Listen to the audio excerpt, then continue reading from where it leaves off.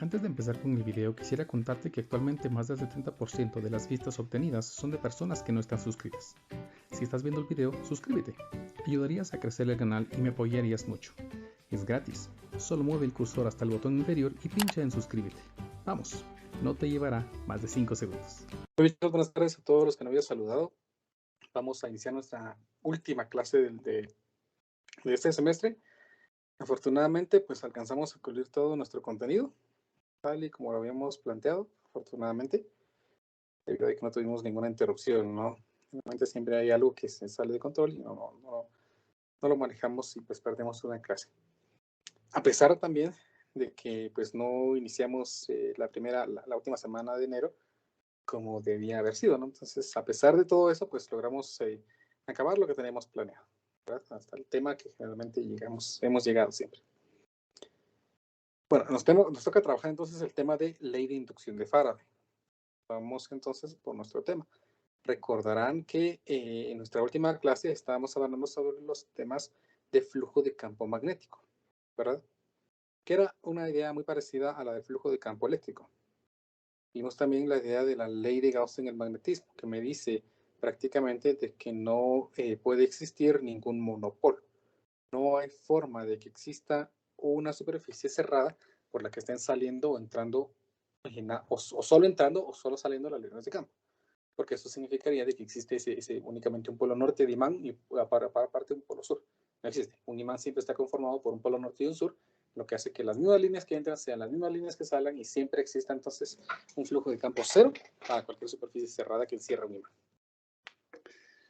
Entonces, hoy que es, vamos a ver, 4 de mayo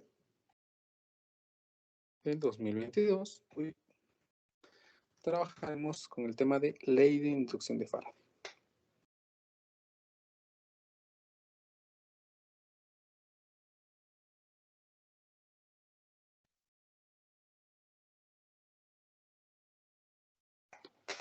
Muy bien. La ley de inducción de Faraday se llama así en honor a Michael Faraday. Michael Faraday fue un personaje al que le gustaba conocer sobre el funcionamiento de la naturaleza, a pesar de no tener ninguna formación académica. No pudo estudiar en la universidad, estuvo trabajando en talleres, fabricación de lentes y cosas por el estilo, donde existían muchas máquinas y el uso de las máquinas pues le fascinaba mucho. Finalmente, pues pudo desarrollar varios experimentos con la luz y cosas por el estilo, lo que lo llevaron a fama y pudo ya dedicarse a estudiar y hacer otras cosas. Sin embargo, pues la parte académica nunca la tuvo. Michael Faraday ya conocía de que los campos magnéticos, perdón, que las corrientes eléctricas generaban campos magnéticos, tal y como nosotros vimos en el curso. Desafortunadamente no pudimos llegar a esa práctica en donde miramos cómo una corriente genera un campo magnético y perturba una brújula. Esa era una práctica muy bonita, lástima, no pudimos llegar. En eso sí nos perjudicó el inicio tarde. Michael Faraday entonces ya sabía que las corrientes generaban campos magnéticos que perturbaban las brújulas. Pero la idea del caso contrario lo inquietaba. ¿Por qué un campo magnético no genera una corriente? Si la corriente genera el campo magnético, ¿por qué no el proceso no es inverso? Entonces Michael Faraday, vamos a ver, intentaba hacer lo siguiente. Vamos a copiar esta figurita.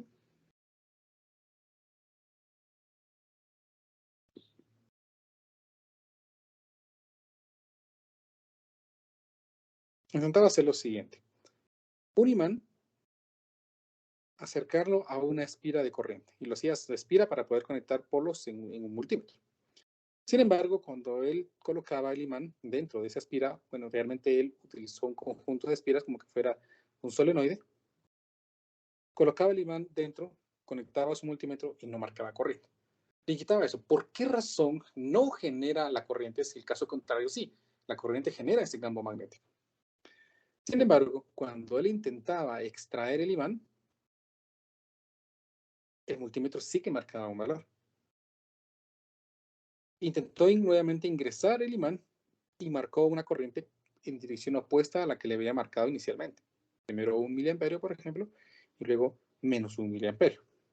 Se dio cuenta entonces que lo que generaba la corriente no era el campo magnético, sino la perturbación del campo magnético a través de la espira. Michael Faraday entonces se dio cuenta de que esa variación del campo magnético podía generar una corriente. Empezaban las ideas, los inicios de los temas del electromagnetismo.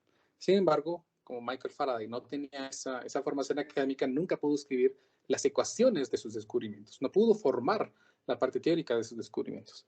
Hasta que apareció Maxwell, que logró escribir sobre las ecuaciones de la teoría electromagnética y desarrollar sus cuatro ecuaciones.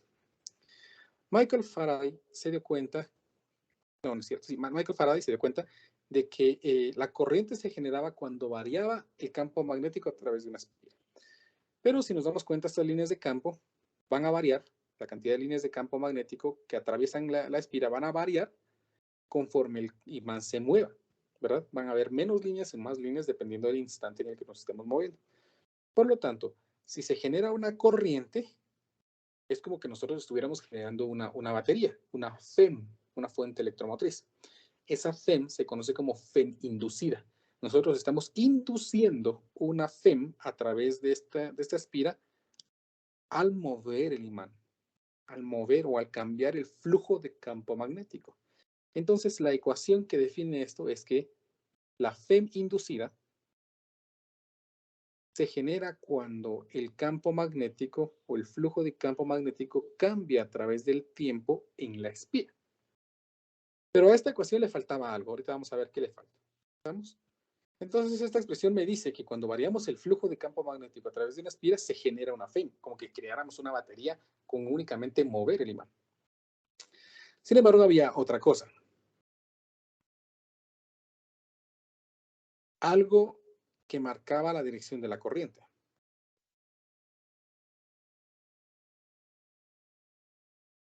Resulta que cuando nosotros tomábamos el imán y lo acercábamos a la espira, el campo magnético era entrante a la espira.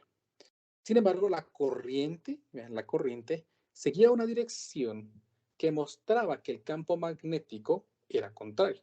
Es decir, si yo utilizo la regla de la mano derecha para conocer el campo magnético que se genera debido a esta corriente, resulta que este campo magnético rodea la espira en dirección opuesta, ¿ven? En dirección opuesta. Entonces, resulta, noten por favor, que este campo magnético, al moverse dentro de la espira, genera un campo magnético contrario en la espira. Es como una especie de mantener el equilibrio, ¿no? Como acción y reacción magnética, por así decirlo. Se genera un campo magnético entrante, entonces la espira reacciona generando un campo magnético contrario, lo que a su vez este campo magnético genera la corriente. Entonces este campo magnético que se genera en la espira se conoce como campo magnético inducido. Se genera ese campo magnético allí. A su vez, este campo magnético es el que genera esta corriente, ¿no? O viceversa, ¿no? Esta corriente genera este campo magnético contrario al campo magnético que genera el imán en movimiento. A estas observaciones se le conoce como la ley de Lenz.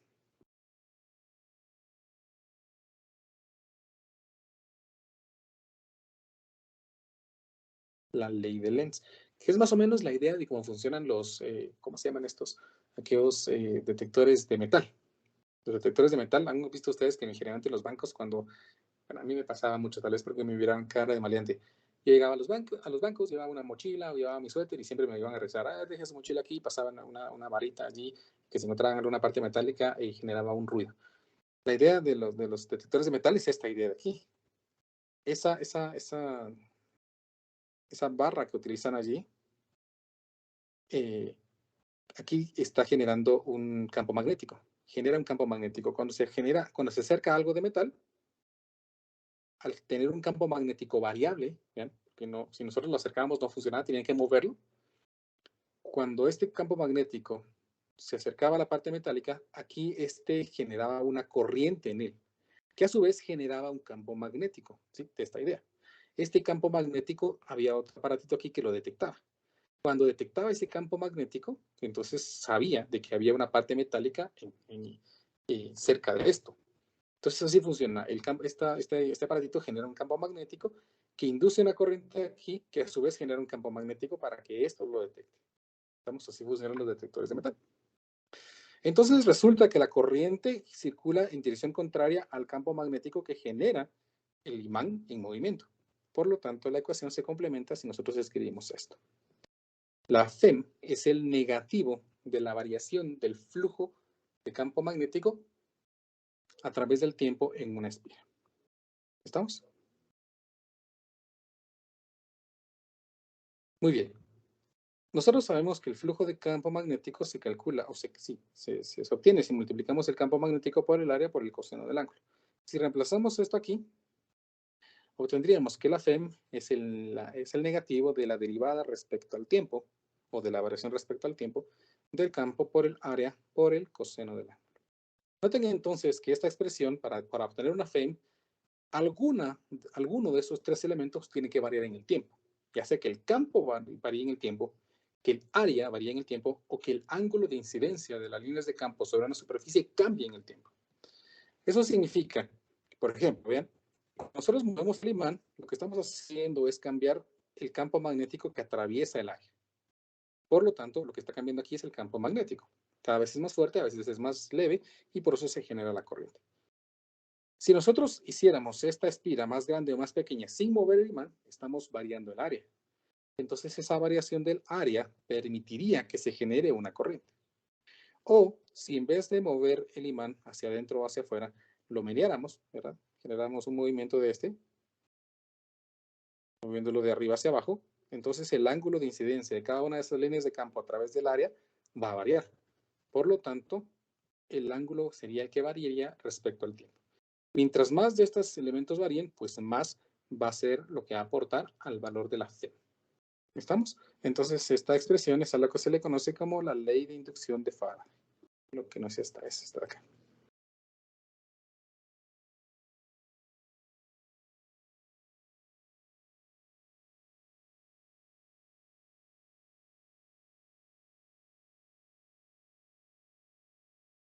¿Qué es la cuarta ecuación de Maxwell? Casi que completamos las ecuaciones de Maxwell. La primera ecuación de Maxwell es la ley de Gauss. La segunda ecuación de Maxwell es la ley de Ampère. Vamos a ver. Me falta una. ¿Cuál es? ¿Dónde me falta una? Vamos a ver. Me recuerdo.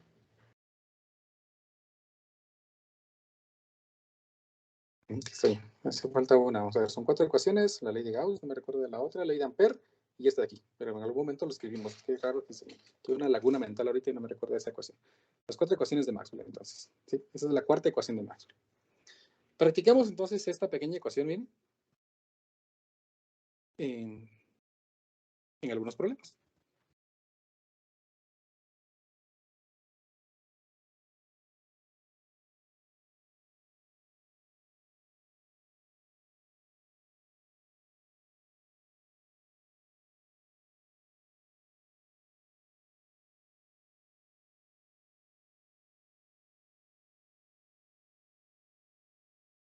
A ver, el problema dice así.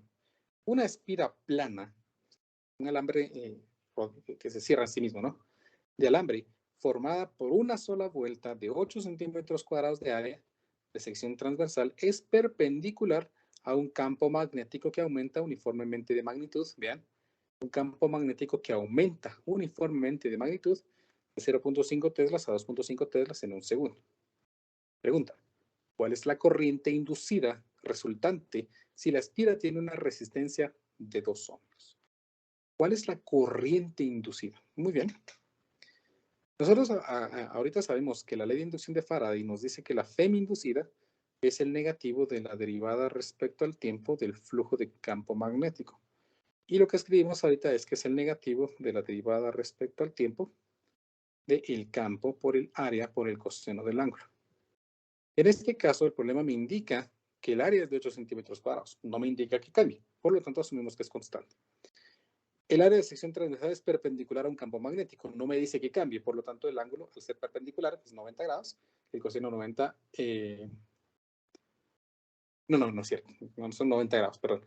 El campo magnético incide de forma perpendicular al área. Y el área, pues recuerden que tiene que tener un vector perpendicular a él. Por lo tanto, el ángulo es 0 grados y el coseno de 0 es 1. Ahí está la cosa. Y ahora lo que sí me está aumentando es el campo magnético. Entonces, en esta expresión yo puedo escribir que la FEM sería el área por el coseno del ángulo, porque son los valores que no cambian, multiplicado por el negativo de la derivada respecto al tiempo del campo magnético. Ahora, esta expresión me define el cambio instantáneo, ¿sí? Es decir, la razón de cambio instantáneo del campo magnético. Sin embargo, el problema no me proporciona un cambio instantáneo, sino me proporciona un cambio medio. Cambió de 0.5 a 2.5 en un segundo. Entonces, pues no utilizamos entonces la razón de cambio instantáneo, sino la razón de cambio medio.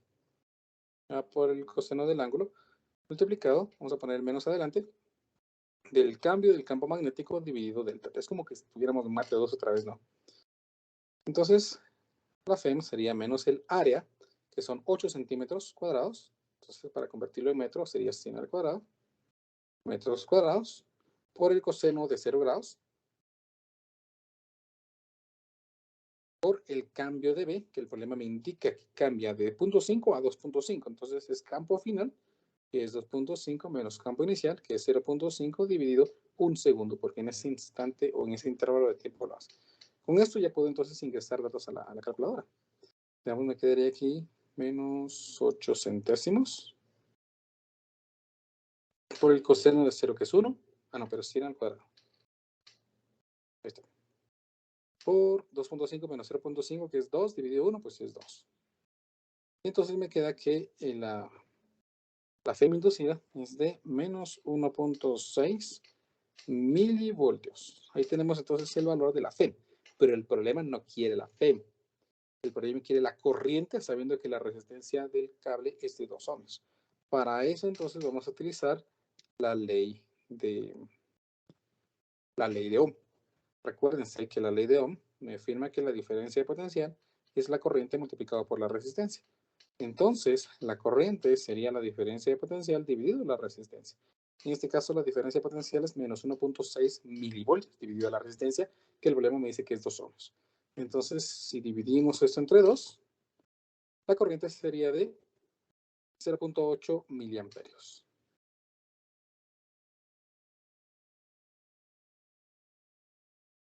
Esa sería la corriente que nosotros tendríamos siempre que el campo magnético esté variando con esta razón. Si la razón es más grande, entonces la corriente y por lo tanto la FEM van a ir aumentando. ¿Me explico? ¿Alguna pregunta?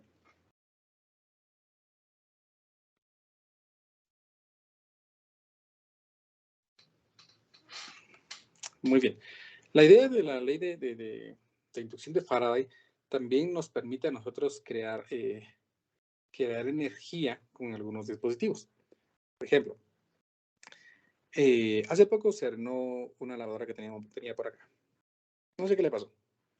Vinieron técnicos, intentaron repararla, me hicieron cambiarle un par de cosas, no funcionó, y me dijeron, mire, ya no sirve. Hay que comprarle tal cosa y eso le sale mejor comprar una nueva. Entonces yo le dije al señor que vino que le quitara el motor. El motor es un dispositivo así, lo tengo guardado todavía aquí, que aquí arriba tiene una especie como de eje que gira.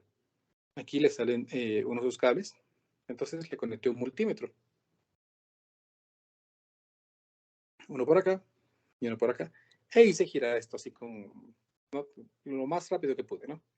Marcándome aquí que se estaba generando un voltaje. Aquí estaba mostrando entonces que se estaba generando una FEM.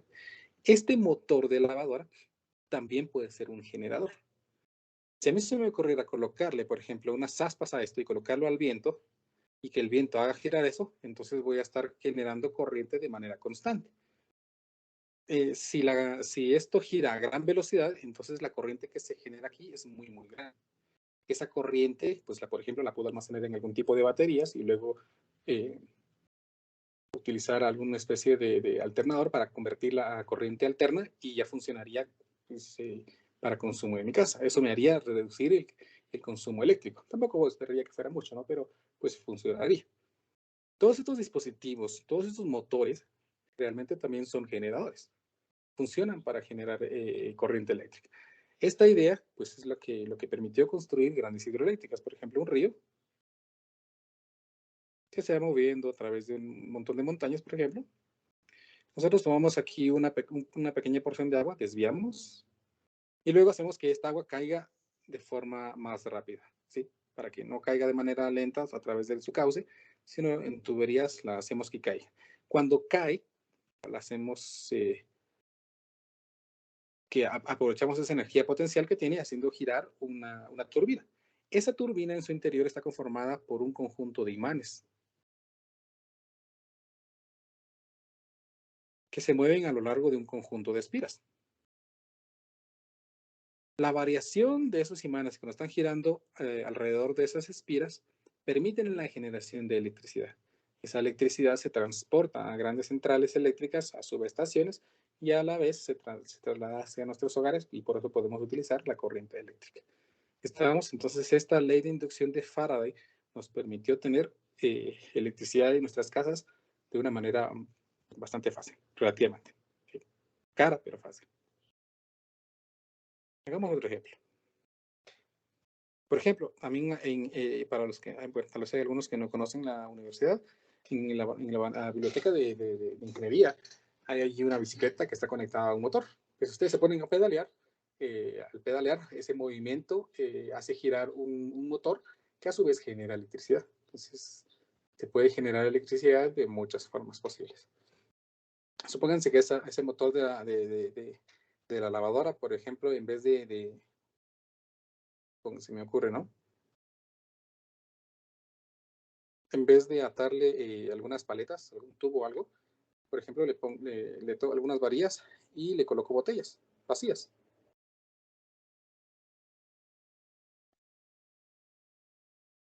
Varias varillas con botellas. Y lo pongo, por ejemplo, en un río, ¿verdad? No importa si es sucio porque no vamos a sumergirlo, ¿no? Entonces, el agua va a hacer que va a empujar estas botellas vacías, ¿verdad? Haciendo girar esta turbina y, en este caso, este motor, y generando también electricidad si no hay mucho viento, ¿no? Por ejemplo, podemos aprovechar si vivimos cerca de un río o de alguna fuente de agua. Entonces, se puede aprovechar para poder crear energía. Veamos nuestro ejemplo número 2.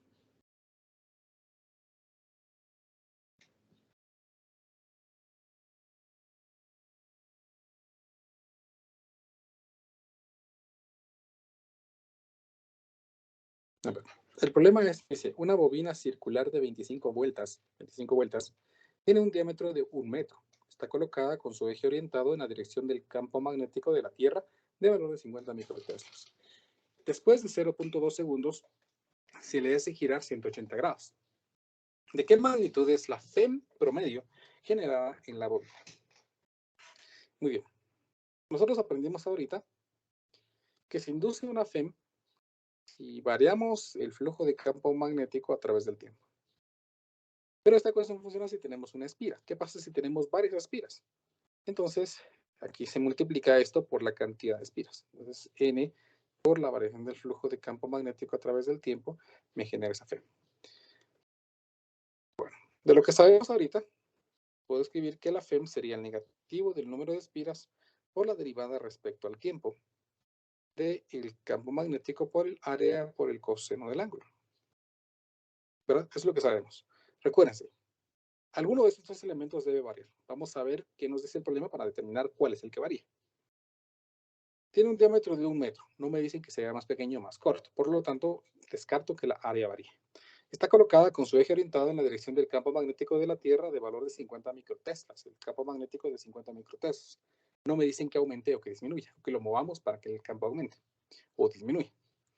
Después de 0.2 segundos, ahí me dan un tiempo, se le hace girar 180 grados.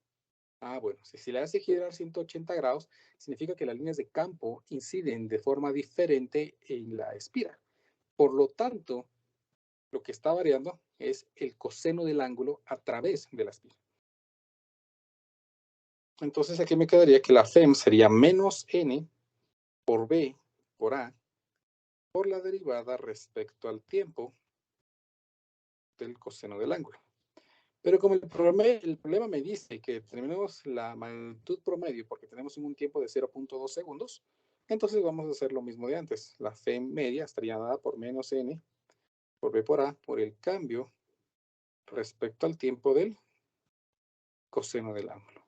En este caso, entonces, esta FEM estaría expresada por menos N, que es el número de vueltas, que es 25, por el campo magnético, que es de 50 microteslas, por el área, que el problema me dice que es pi cuartos por el diámetro, que es 1 metro al cuadrado,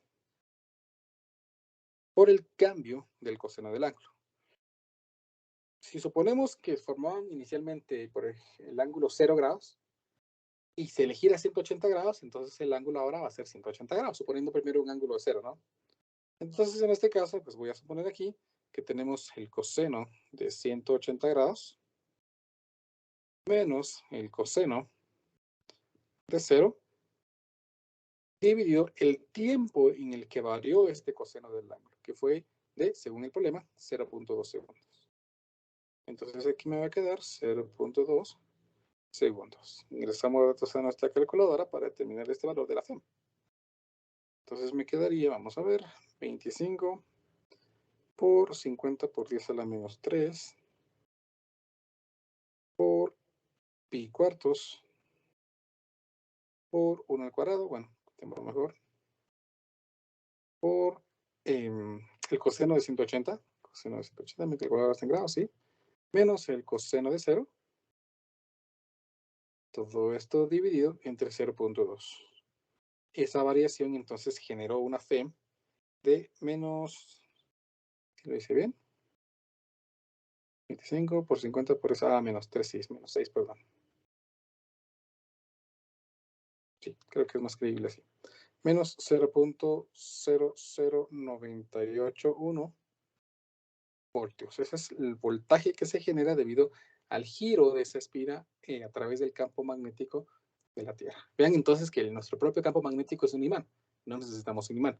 Sin embargo, pues vean que tendríamos que generar una espira muy grande, un montón de, o una bobina muy grande, para generar una FEM significativa que pueda girar a través del campo magnético. ¿De qué magnitud es la FEM? Entonces, ¿qué magnitud? Omitimos el signo. Entonces la FEM sería de 0. No, pues pongámosle en milivoltios. 1, 2, 3 sería 9.8 milivoltios. Ese sería entonces el valor de la FEM inducida. ¿Me explico? ¿Alguna pregunta?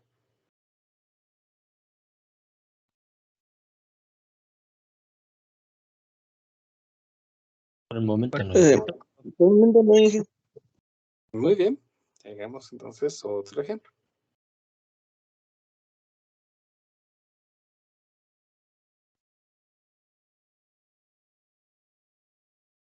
Vamos a hacer este por acá.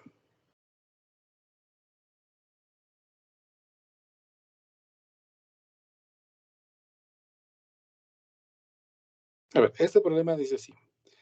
Una espira de alambre en forma de rectángulo, este rectángulo de por acá abajo, de ancho W y de longitud L, de ancho W y longitud L, y un alambre largo y recto que conduce una corriente I yacen sobre una mesa como se muestra en la figura 31.8.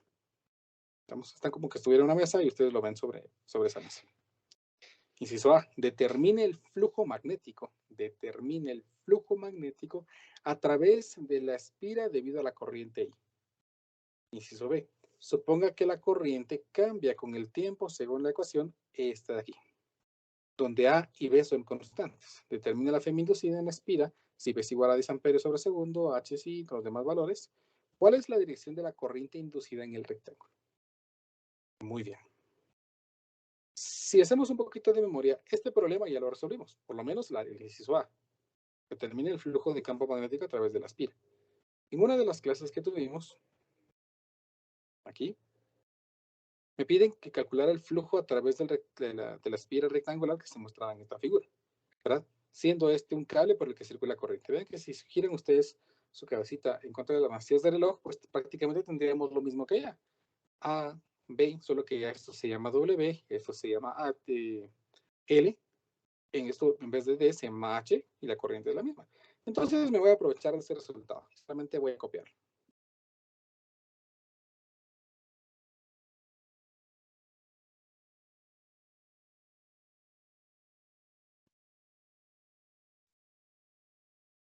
Ese es el flujo de campo magnético. Entonces, para nuestro caso particular, para resolver ese inciso A, yo podría escribir que el flujo de campo magnético sería la permeabilidad por la corriente por B. En este caso, B, esto era A y esto era B. Entonces, en este caso particular, esto es L, multiplicado por el logaritmo natural de A. A era esto, en este caso se llama W, más D, aquí se llama H, dividido D, que es H, y todo esto dividido entre 2pi. Ahí tenemos entonces la expresión del flujo de campo magnético, así de fácil porque nos aprovechamos de un problema que ya teníamos, que habíamos realizado. Ahora vamos con el inciso B. Suponga que la corriente cambia en el tiempo según esta ecuación. Bueno, la corriente cambia y queremos entonces determinar cuál es el flujo de campo magnético. No, perdón. La FEM inducida. La FEM inducida dijimos que era el negativo del flujo de campo magnético a través del tiempo.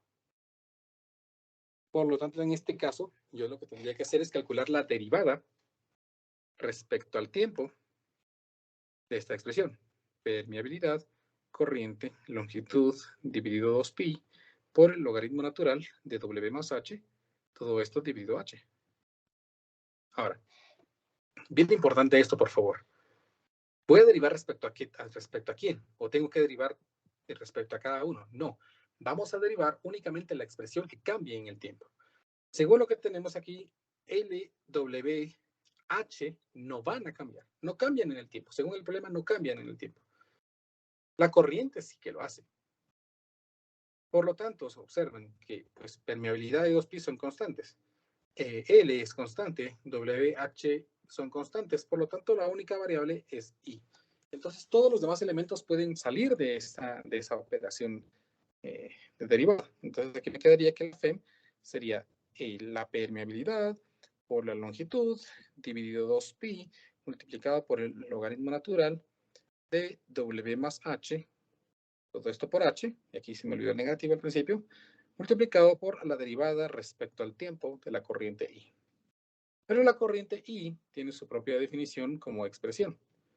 Por lo tanto, si yo pongo aquí la derivada de I respecto al tiempo, según lo que el problema dice, ¿no? Porque para este caso, I vamos a suponer que es A más BT. Entonces, si yo quiero derivar I respecto al tiempo, pues entonces lo que tengo que hacer es calcular la derivada respecto al tiempo de la expresión A más B por T. ¿Quién me dice cuánto es esa derivada?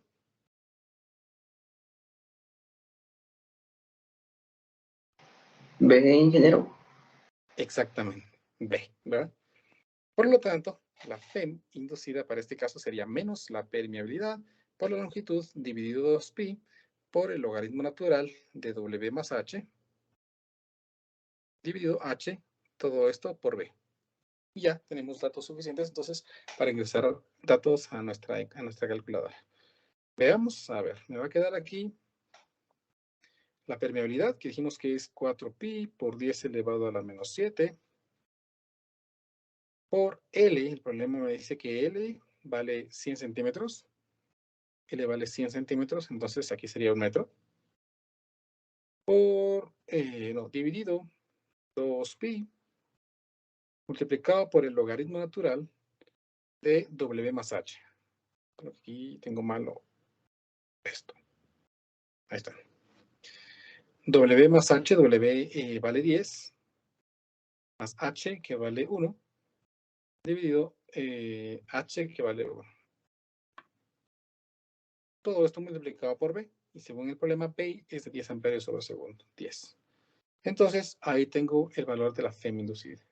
En este caso sería de 4.8 por 10 a la menos 6 voltios.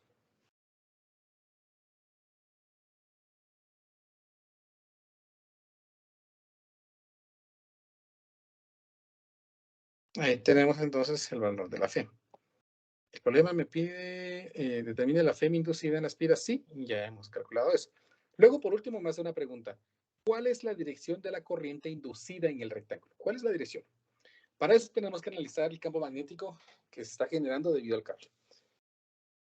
Note, por favor, que la corriente es en esta dirección. Si usamos la regla de la mano derecha, si se recuerdan la regla de la mano derecha, pues me pide que use la mano derecha colocando mi pulgar apuntando en la dirección de la corriente. Esa es la palma de la mano, ¿no? Entonces, como mi pulgar apunta en esta dirección, yo puedo cerrar mis dedos en esta dirección. Por lo tanto, el campo magnético en esta parte de aquí arriba es saliendo de la pantalla. Y en la parte inferior, centrando la pantalla para que rodee ese cable. Por lo tanto, el campo magnético se induce en la espira, es un campo magnético entrante a la pantalla, ¿sí? En este rectángulo. De acuerdo a lo que dijimos de la ley de Lenz, acuérdense, el campo magnético que se induce genera un campo magnético contrario, ¿verdad? El campo magnético inducido.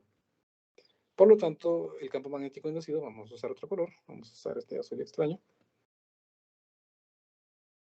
está generando un campo magnético en esta dirección, ¿verdad? Alrededor de este. Por lo tanto, si es alrededor, aquí es saliente y por lo tanto aquí es entrante.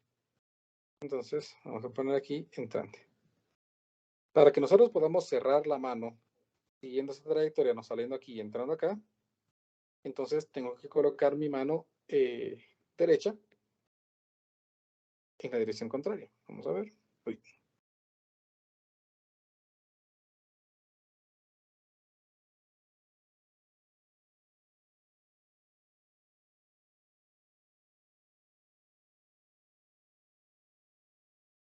Suponiendo que estos son los nudillos, ¿no?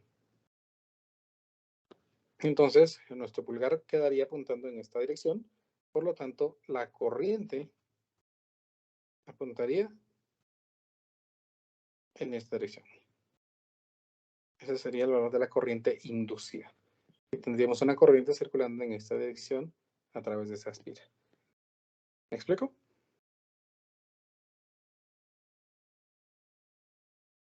¿Se comprende? Audio Jungle.